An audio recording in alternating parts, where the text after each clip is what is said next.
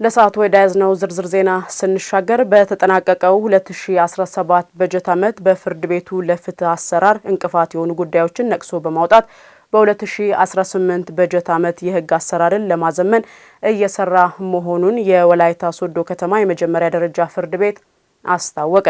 ፍርድ ቤቱ ከክረምት ወቅት ስራ መዝጋት ተመልሶ የ2018 ዓ.ም የስራ ማስጀመሪያ መድረክም አካሂዷል። የፍርድ ቤት ሰራተኞች በበኩላቸው በተያዘው በጀት ዓመት ተገልጋዩን ህብረተሰብ በታማኝነት ለማገልገል ዝግጁ መሆናቸውን ገልጸው ከዚህ በፊት የተስተዋሉ ክፍተቶችንም አንስተዋል። ሂሩት የምሩ ዝርዝሩን አዘጋጅተዋለች።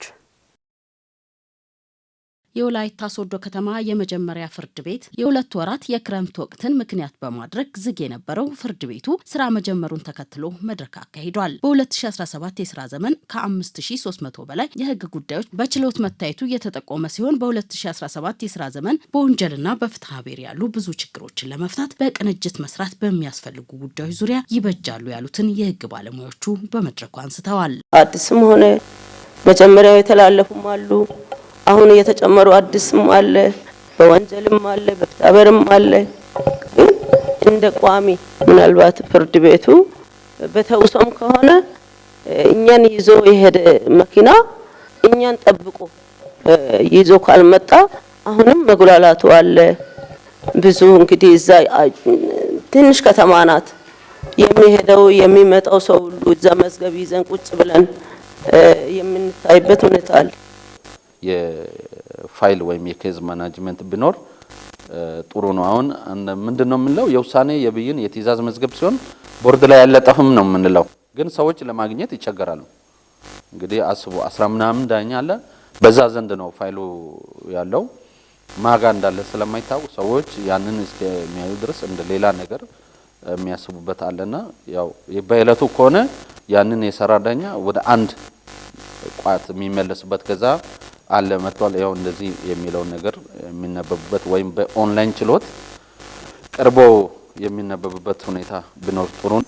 ፍትህ ለማግኘት ህብረተሰባችን መጉላላት የለበትም።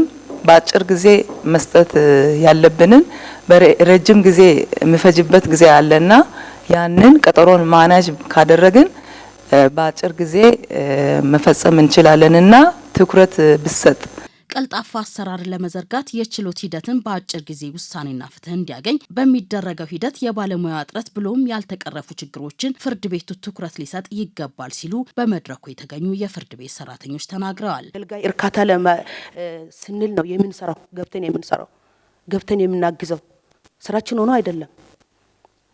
አይደለም። የእናንተንም ጭምር መብት ለማስጠበቅ ብለን ነው ገብተን የምንሰራው። ግን አሁን ስናይ ዳኛ እየጨመረ ነው፣ የዳኛ ቁጥር እየጨመረ ነው፣ የበታች ሰራተኛ ቁጥር የለም። ምን ማድረግ ይቻላል? ይሄም ጎኔዎች ቢታይ ጥሩ ነው። እንግዲህ አሁን በተለይ የችሎት ስራ ላይ በተለይ ችሎት ጻፊዎች ናቸው ይህንን አክት የሚያደርጉት።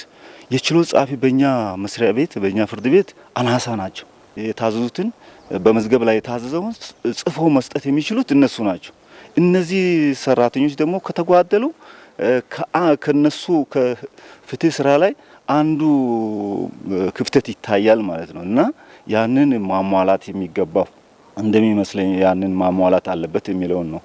ከዘመኑ ጋር የዘመነ የፍርድ ሂደትን ለማምጣት በዲጂታል የሚሰሩ ስራዎች መጀመራቸው የተመለከተ ሲሆን የማህበረሰቡን ችግር ለመፍታት የዳኝነት ስርዓትን በማክበር ማህበረሰቡን ማገልገል ይገባል ተብሏል። ለህብረተሰቡ ተገቢውን ፍትህ ለመስጠት በሚል ዛሬም እንደ አዲስ የተቀላቀሉ ከተለያዩ ወረዳዎች የመጡ ዳኞችም ነበሩ። የከተማውን በከተማ ውስጥ ያለው ህዝብ የፍትህ ተደራሽነትን በማድረስ ተገቢውን ስራ መስራት አለብን የሚለውን ሀሳብ በመወያየት የጋራ በማድረግ ወደ ድምዳሜ እንግዲህ የደረስንበት ነው ማለት ነው። ባጋው መስራት አለብን 2017 ሰርተን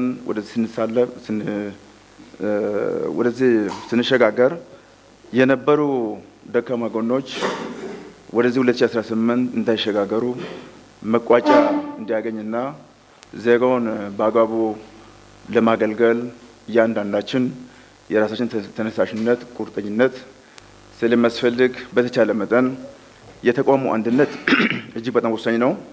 በውይይት መድረኩ የተነሱ የፍትህ ስርዓቱን ለማዘመንና ለማሳለጥ እንቅፋት የሚሆኑ ችግሮችን ለመፍታት በተለይም ከቢሮ እጥረትና የተሽከርካሪ ችግር ለመፍታት የተጀመሩ ስራዎች ስለመኖራቸው ተነግሯል። የጉዳዮች ፍሰት አያያዝንም በማቀናጀት ጉዳዮቹን በአጭር ጊዜ በመካከለኛና በረጅም ጊዜ መታየት ያለባቸውን ጉዳዮች ኬዝ በኬዝ እያረመ አገልግሎት አሰጣጡን እያሻሻለ ለተገልጋዩ ህብረተሰብ የተሻለ አገልግሎት ለመስጠት ካምናው በተሻለ ሁኔታ ዝግጅት የምናደርገው ነው የሚሆነው።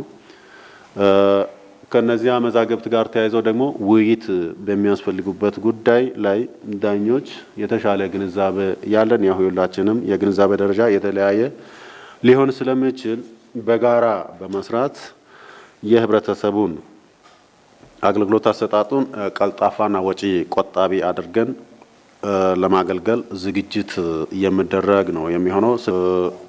አሁንም ከተሽከርካሪ እጥረት ጋር የምነሱ ጉዳዮች የተነሱት አሉ።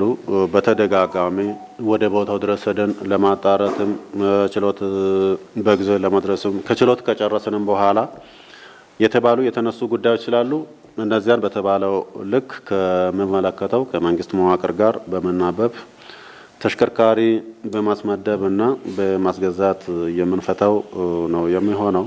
ማህበረሰቡን ከእንግልት ለመታደግ ሁሉም ሰራተኛ አቅሙን አሟጦ መጠቀምና ፍትህ እንዲሰፍን የሚጠበቅበትን ሊወጣ እንደሚገባም ተመላክቷል።